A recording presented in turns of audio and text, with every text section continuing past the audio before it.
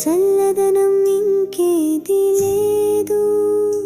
తన శ్వాసే మన ప్రాణానికి ఆధారం. నాన్న అనే పదం వినగానే గుండె ఒదిగిపోతుంది, కన్నీళ్ళు ఆగవు.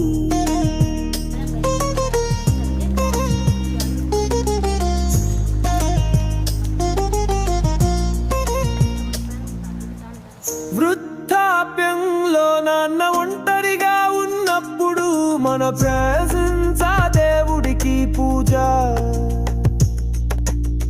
ఫోన్ ఒక్కసారి చేస్తే సరిపోదు, మన సన్నిధి కావాలి, మన ప్రేమ కావాలి అతనికి.